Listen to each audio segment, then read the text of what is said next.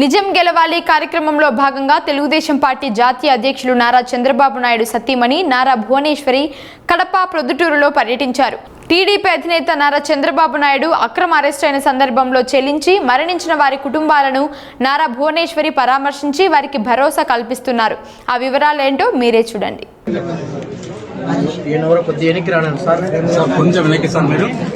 Please కొంచెం వెనక్కి sir.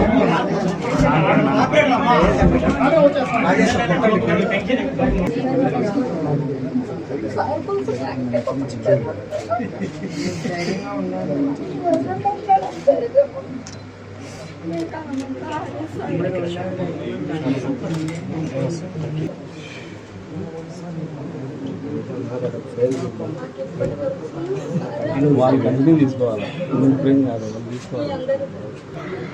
దాని పిలుస్తాను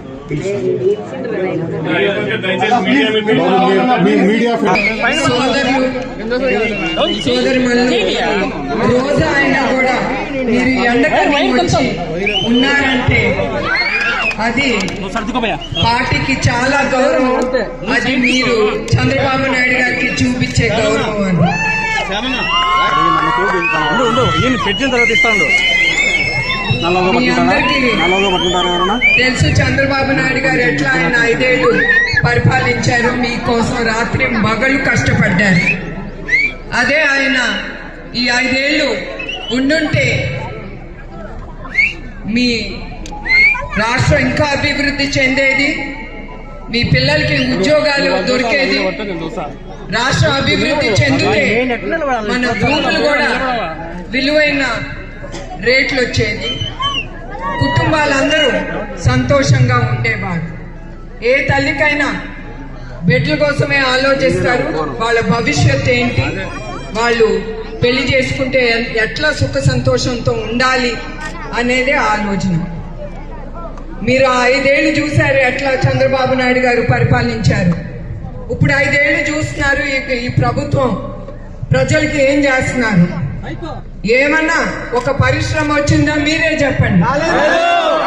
మరి పరిశ్రమ రాకపోతే మన రాష్ట్రం అభివృద్ధి చెందుతుందా? మీ పిల్లలకి ఉద్యోగాలు దొరుకుతాయా? మీకు సంతోషంగా ఉంటారా? ఈ రాక్షసి ప్రభుత్వం ఎస్పెషలీ తెలుగుదేశం కార్యకర్తలంటే వాళ్ళకి అదే పని, చంపటం, వాళ్ళకి నరకం చూపించటం. అదే కాకుండా ప్రజలు కూడా ప్రజలు అనేది ఆలోచించట్లేదు. వాళ్ళు బాబాయ్లే నరికినప్పుడు మనం ఒక లెక్క బాబు. ఇప్పుడు కూడా నేను ఇక్కడికి వచ్చానంటే ఏ ధైర్యంతో వచ్చాను, మీరందరూ ఉన్నారని తెలుగుదేశం కార్యకర్తలు, ఆ ధైర్యంతో నేను ముందుకు వెళ్తున్నాను. దాని తగ్గట్టు మీకు తెలుసు ఇప్పుడు ఆంధ్రప్రదేశ్ నంబర్ 1 స్టేట్ యావత్ భారతదేశంలో చాలా గొప్ప ప్రతిష్టమైన పేరు వచ్చింది మన రాష్ట్రానికి. దేంట్లో చెప్పండి, దేంట్లో గొప్ప పేరు? మాఫియా, శాండ్ మాఫియా, రౌడీ రాజకీయం మేడం, కల్తీ, మద్యం, బూమ్ బూమ్ ఏమన్నా పేరు పెట్టండి.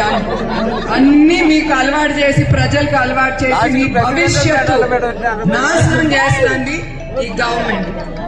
వాళ్ళు ఏమీ చేయలేని కార్యక్రమం ఒకటే చెప్తున్నారు, చంద్రబాబు నాయుడు గారు అడ్డం పడుతున్నారు, చంద్రబాబు నాయుడు గారు.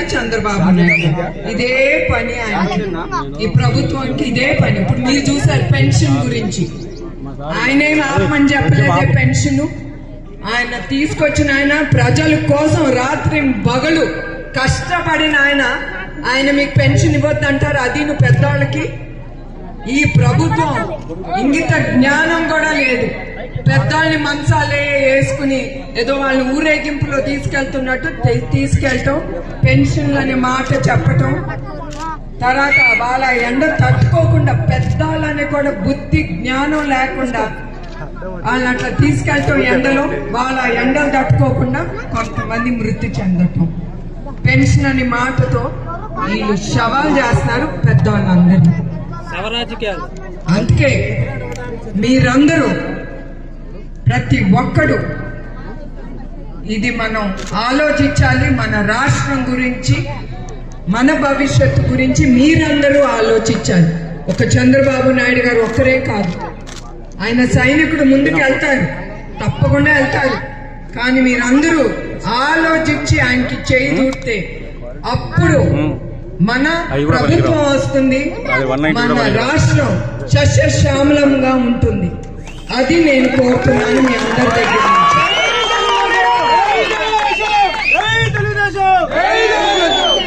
అందుకే ఆయన ప్రజాగలం అని మన కురుక్షేత్రానికి ఆయన శంఖం ఊదారు.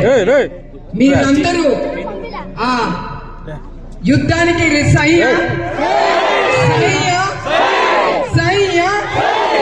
సో మీరందరూ చేయి కలిపి మనం నిజం గెలిపించుకుందాం, మన తెలుగుదేశాన్ని ముందుకు తీసుకెళ్దాం.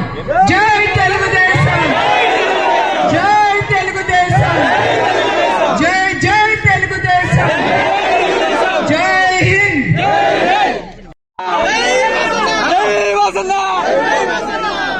ఆగమ్మా కొంచెం